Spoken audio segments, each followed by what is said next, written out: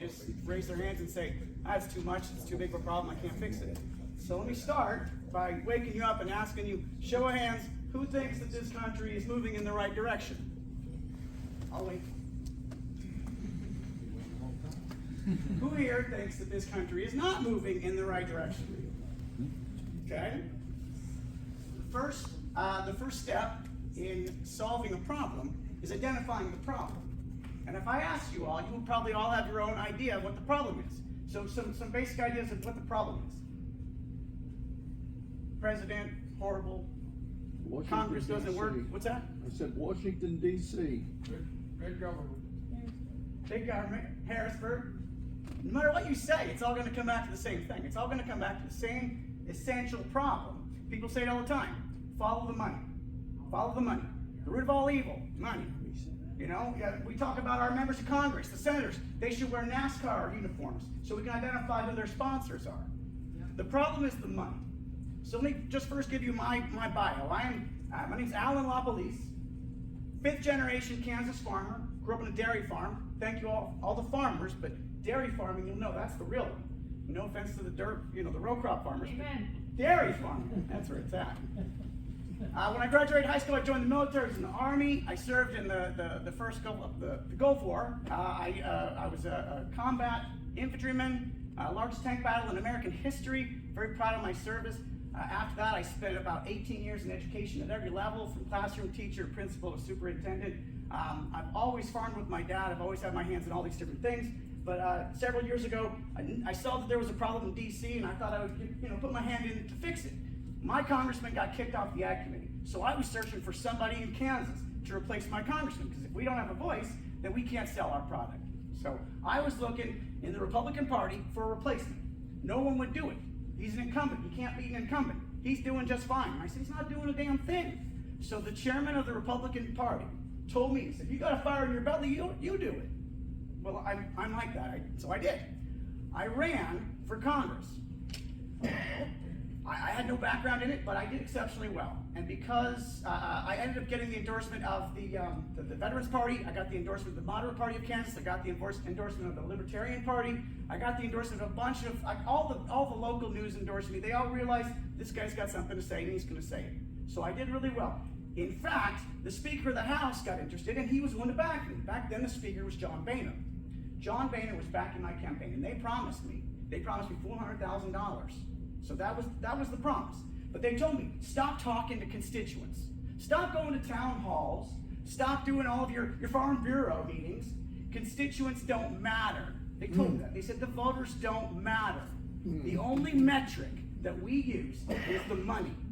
Early money is like yeast, they told me. Emily, early money. If you're not raising money, you're not viable, and we won't take an interest. So I started raising the money, and they got interested, and they were going to give $400,000 to my campaign. They were going to wire it. The next day, it was going to be like winning the lottery. One provision: I had to be loyal to Boehner. I literally got asked by Boehner for my loyalty to him, because he had the money, and that was the only way I was going to win. If I said yes, I'd be in Congress right now. Clearly, I didn't say yes. I was asked by the Republican Party to leave the party because I wasn't a yes man. I wasn't loyal to them. The guy that they picked, handpicked to replace me, he said yes to Boehner. And Boehner ended up giving him, in the end, $2.1 million, because that's how much he asked for. There was an early donor that put in $300,000 into a super PAC, which I'll briefly touch on. But because I wasn't loyal to him, the next go round he put in $1 million against me. You see, the problem in Washington and the problem in Harrisburg, the problem everywhere, is this money. It's the access to the money. It's the raising of and the spending of the money. And it's not the direct-to-candidate money. I found that out quickly.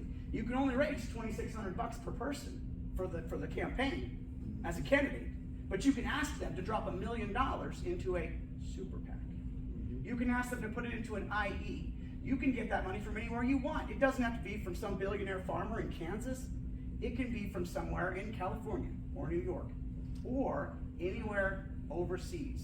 You see, legally, corruption is happening every day, and we all know it's happening because you can have foreign money coming in, and I can show you example after example of foreign money influencing American elections, and there's nothing that you can do to stop it.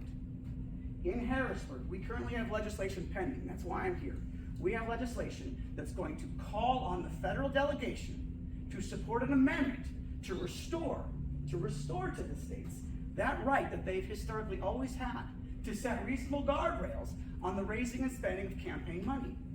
Now, historically, you think, oh, why can't a state just do that? Why can't they say to someone like George Soros, hey, dude, you can't buy our district attorneys. You don't live here.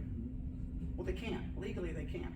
And there's all kinds of ideas of maybe they could do this or maybe they could do that. But at the end of the day, and we've researched this in detail, until the federal government gets SCOTUS out of the way and says to states, you have the right to set limits at your discretion on the raising and spending of campaign money. Now, if a state doesn't want to, they don't have to. Our suggestion is an amendment. It is non-prescriptive. What it would do is it would just tell you that you can say, Soros can't spend money, Bloomberg can't spend money. You could ask Tom Steyer, the Mercers, the Adelsons, you can ask any of these people, these billionaires that are buying elections. You can tell Facebook that they can't spend money. You could tell the Chinese Communist Party that they can't spend money. And when they do, they're in violation of international law, our law, that we can actually do something about. But until that happens, you really can't do anything. And that's the truth, because in America, corruption is legal. Corruption is sanctioned. Money makes everything move. And until somebody stands up and says, no, we in Pennsylvania don't want this. We in Kansas don't want this. My friend Chris here is from Maine. Maine right now, they just put on the ballot a measure to stop foreign spending in their state elections. Because a couple of years ago, there's this Hydro-Quebec, this Canadian company that wanted to put green power into Massachusetts. But to get there, they had to use eminent domain to steal a bunch of land from Mainers. Well, they were going to put it on the ballot. Hydro-Quebec, which is wholly owned by the Canadian government, and the Spanish corporation that was backing the project, they spent tens of millions of dollars to influence the voters. In their own countries, that's illegal. That's not legal. In the United States, it was perfectly acceptable, and there's nothing that Mainers could do. So Chris was part of an effort to get on the ballot a law that would overturn that and say you can't do anything. But essentially, it still wouldn't hold muster against a foreign power unless the federal government were to back it. The only way that you're going to get that is the 28th Amendment to the Constitution. It would simply restore to the states and the federal legislatures in their respective jurisdictions that right that they historically have always had to set limits on that spending of money in campaign finance. Now, it's not going to fix everything, but this is the this is the biggest first step that we can take. Your party, your biggest hurdle is that you're up against the two-party system. The Republicans over here, the Democrats over here, and they have access to all of it. They have access to all the money. And when we say those two parties, let's be real, it's really just one party. It is a duopoly because they work together to ensure that you don't have ballot access. You see, my second race, when the Republicans ceremoniously kicked me out, I ran as an independent, which means I had to gather signatures, 9,000 signatures. Both parties worked against me because they were not going to allow an independent voice in the federal legislature. Again, this two-party system thrives off of the money, and they thrive off of our discord because it works for them. Why can't we get something done? Because if the money is not on that side, nothing will change. I don't care what your issue is. If you want to defend the Second Amendment, if the billionaires decide that they don't want it, trust me, it'll change. It'll change. So I believe that either you put up or you shut up. Either if you're going to walk the walk, if you're going to talk the talk, you should walk the walk. So we are walking the walk. I'm personally walking it. Chris is walking it. My boss, Jeff, is walking it. We actually have legislation sponsored by some good Republicans in your state legislature. Last cycle, on the last day when it was going to be approved and sent to the floor, and we had every belief that it was going to pass, one phone call came in from one dark money supporter, and they said, kill the bill. It died. Died in committee. Never got to the floor. That would have been the easiest vote that those legislators would have taken, but it died in committee because of one phone call. How do we fix that? The legislation is going to come up again this session. I'm here to ask you. I'm actually asking for a specific thing.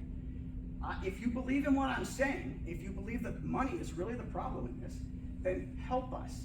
Put your name on our sign-in sheet. We'll reach out to you. We'll ask you for something simple. I'm not asking for money. I don't want your money. But we'll ask, are you part of an agricultural network? Are you a veteran? Do you belong to a healthcare organization? What do you do? What networks do you have that when that phone call comes in this current session, that we can push back and say, no, not this time. We have tens of thousands, if not millions, of Pennsylvanians that want this. So that's what I'm asking. I'm asking to do something. Sign up and just get an email from us. Get a phone call from me or Chris. Just saying, hey, you guys know anybody that can help us influence your legislature? Because we can win this. And the second thing I'm going to ask, and because Chairman Goodrich mentioned this earlier, you guys are looking for a resolution. The state party, the Constitution Party of Pennsylvania, I'm asking that you discuss it. And if you agree, I'm asking that you have a resolution that says you agree. You simply agree that, hey, money is a problem. And we agree that maybe Pennsylvanians should be able to decide. So a state resolution from your party would mean the world to us. And we can then help you too. Because if we pass this, and if we pass the amendment, third party candidates, they won't be showing up at a knife fight against someone who's got a nuclear warhead. Because that's what you're doing. When you go up against the two-party system, you're literally showing up wanting to fight the fair fight, and it ain't fair. So this is my ask of you. And again, thank you for allowing me this time. I hope I didn't speak too quickly, but I didn't want to take up too much of your time. Does anyone have any questions of me? Any questions? When do we vote? What's that? When do we vote? To support. Okay, we got I'll a say couple this. times. I have the resolution, so I believe that, I don't think that any law in Congress, there's other things I believe in, like term limits and balanced budget amendments, but our resolution is 3 simple lines. It's super simple. It's the 28th Amendment. It takes 2/3 of the House and the Senate to pass, 3/4 of the states to ratify. Our plan is to have it passed in the next 2 years, ratified 1 year later. I think ratification could take 6 months, because no legislature is gonna stand up and say, oh yeah, we don't want that. We want George Soros buying elections all over the US. We think it's gonna be easy. The legislation simply says the states and the federal legislature in their jurisdictions should have the right to set reasonable regulations on the raising and spending of money in elections. And Congress can do appropriate legislation to enforce this. That's it. It's super simple. It's the easiest thing in the world. And you're either for that, which is just freedom, or you're against it, which is tyranny. And I can't make it any simpler than that. And we have a 30-day review period, so that we can't turn it around in 1 day. That is a wise That'd be piece. nice. But I'll work with you. I'll work with you. Thank you, Chairman. So, thank you. There's a table back there. So, okay.